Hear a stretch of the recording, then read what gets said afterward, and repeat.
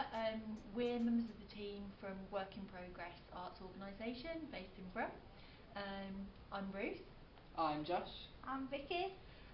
We're also Arts Award advisors, and we decided to create a little film about being Arts Award advisors and giving some tips from our experience if you're thinking about becoming an advisor yourself.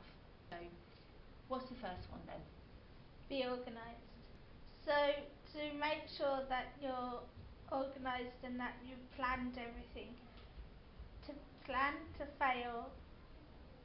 Other way around. Fail to plan is to plan to fail. I completely agree with that. Yeah. Being really organised is really important, and you are expecting the children, young people that you're working with to be organised, but it really does come from you. You do need to organise yourself. Think about the result that you're trying to achieve and how you're going to help the children and young people to get there. It's so important. Yeah, and don't just plan the session you're going to do that day as well. Plan more long term. Ultimately, if you're not very organised, the children and young people won't be very organised, and there is no way that they will be able to achieve their arts awards, particularly because an element of it is about planning. Right, tip number 2. Be prepared to change your plan. Your young people have lots of different needs and lots of different abilities, and sometimes that means your plan might have to change, or things might have to swap round or be put off till later.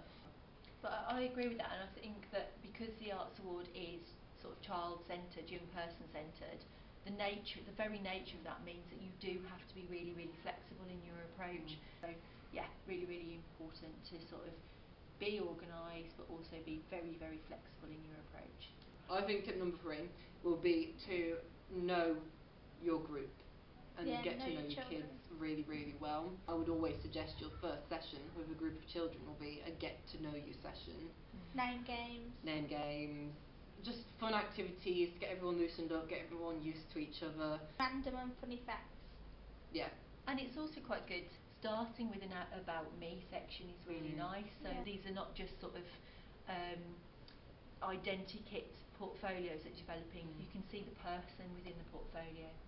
One of the things I wanted to mention was about excellence, about quality. We are still also about getting the best out of those children and young people, expecting the best for those children and young people and for ourselves.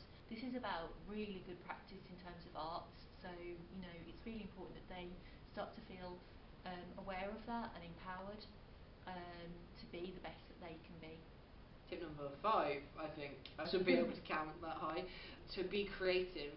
The great thing about Arts Award is that it is so flexible. There are so many different ways that you can present a portfolio. Young people want to be really creative with it. And really encouraging that kind of creativity in your group is not only a great way to present the portfolio, but to explore their own arts practice and your own as well. But don't get too lost in the creativity to the extent that you get to the end of a whole term's worth of activity, for example, and you go, well, they've had a great time, they've been really creative, but they haven't actually done their arts award. So, from experience that can happen. Tip number 6, which I think would be knowing exactly what needs to be done. You need to make sure that throughout the whole process you haven't missed anything out. You need to know what you need to put in there and make sure it is definitely in there. You don't want to get to moderation and have your moderator say to you, this group of children haven't done part B. And to add to that, we keep a tracking document, so we know exactly what each child and young person has done, has achieved already, and the key areas that they really need to focus on. Track the children and young people, make sure you've got all of the information from them. Yeah, really helpful, and so that you can see at any point, you can see where a child is at and what they still need to do in order to complete the Arts Award. And that you use that as a tool to talk to them about what they're doing to keep them on track. You need to bring it to life for them to understand you need to bring your skills into play as an advisor, so that they're not just things that they've got to tick, but they are like really amazing opportunities. And if there's something that they're struggling with, if you notice there's something they just don't seem to be achieving week upon week, then obviously they need a bit more help with that particular thing. Be inclusive, so making sure that everybody's included no matter what difficulties they have. So if a child is struggling with reading and writing, for example, You can use film to capture their thoughts about a particular part of their arts award. And if in doubt about what you're doing, just check with the Arts Award team at Trinity. You know, they are absolutely brilliant. They're really helpful. They're always there. If you're thinking, oh, this child has a problem with this particular thing, so I want to do this in a particular way, I want to advise them in a particular way in terms of developing their portfolio, delivering activity, check with the Arts Award team. So I emailed the Arts Award team and asked them whether I could present a portfolio in Polish, because the young person didn't speak any English, and Arts Award was fine with that, as long as we can translate bits of it. So don't ever cut anyone out because it might be difficult, or because they can't speak enough English. Work with it. I've got one about, I think I mentioned this earlier, but one of the things I think is really important is to remember that for every single individual that you work with, you are helping to develop their practice right now as young artists in their own right, but you're helping them in terms of the skills that they will need for their future, direct and transferable skills. So you might be you might be helping to create the next, big thing as an artist, helping them with their career, to think about, this is the beginning of your journey, what might you do next?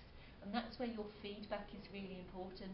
Just remember that you're nurturing someone that is going to go on from this initial experience with you and do fantastic things, and you have your part to play in that. Expect and aim high. Have we always done that? Yeah, we talked about excellence, but I think definitely for all of us, isn't it, you as an advisor, but also the children and people you're working with, if you have low expectations, possibly that's going to Yeah. show. I think a good example of that would be the Polish young person, again, because if we went in expecting that they wouldn't be able to do it, there's no way they can't speak English, they can't do Arts Awards, then that poor young person would have A, been excluded, and B, we would not have seen what they were capable of doing. So I think if you expect that they're going to be able to do it, it's much easier to adapt than say, oh no, they can't maybe do this, let's work around that, than it is to say, oh, you can do it, could have been doing it all along. Okay, fun question. What's your favourite thing about being an advisor? Seeing the young people achieve and seeing them progress through the award and through the levels. In some instances, people start at one level, even if they start at gold and then work backwards. It doesn't matter where they start, but seeing them progress through is really, really nice. I think it's really nice to see the skills develop. I've had one young person who came in not really with any interest in the arts or in art whatsoever. Last week, that young person led their Skillshare on how to create stop motion animation, which was amazing to see, from no knowledge whatsoever to being able to tell other people how to do it in only a few short sessions. Really, it's just a really great achievement for them, and just really great feeling for me as an advisor. Something I wanted to mention, I forgot about this earlier actually, but what we do at Work in Progress, and I'd recommend to everyone if you don't already do this, is we do a mock moderation. So we set an earlier deadline for portfolios to be complete and assessed, and then so if colleagues have completed some portfolios and the assessment report forms, then I have the opportunity to double check them and sort of, from my opinion, if I think that they're right, much like a moderator will when they come in for the moderation. So that mock moderation is really, really important, because if there is a problem or if we don't agree with each other, we've got time to do something about it, and it's not actually happening on the day of moderation, because the last thing that you need is to have to pull children and young people from the moderation because their portfolios just aren't up to scratch. But within that, I love the mock moderation because on the one hand it does flag up some issues, but also the other thing is it flags up the amazing work that has been done. And you don't realise until you actually properly look at those portfolios the journey that the children and young people have been on. And there's one thing that I think that we should do more of in the future is make that more transparent, share those stories with other people, share the learning with other people, We have these beautiful portfolios, and at gold level you've got debates in there, you've got all sorts of learning, all sorts of leadership. You know, how can we make that Yeah. more open and Yeah. transparent to others, and share what we learned and understood about those individuals that we've worked I with? think in that as well is making sure the young person can see the journey they've gone on. It's quite easy to just say, okay, great, you finished, let's move on. Moderation, great, you passed. Whereas it would be much better if you say to them, look where you were when you first started. You did not know anything about this. You had no idea about this skill, and look at you leading it here at the end. I think it's just really important to celebrate achievement with the young people. And as well. you know, that's one thing that we've started to get good at is having a ceremony, celebrating, you know, not only that about encouraging self-reflection, but when they have actually achieved that result, it's a really good feeling. There's you know, there's often at silver and gold level a sense of relief that they've achieved it. It's a sense of relief for us. So mark the occasion, have an opportunity, whether it's a party, a ceremony, whatever it is, to bring your children and young people together and say well done. And to pat yourselves on the back as well. Like reunion too. Yeah. So there's a few tips from us. I hope you've got something from that. I think I have actually. Yeah. Yeah. And good luck with your Arts Forward journey. Good luck. Bye.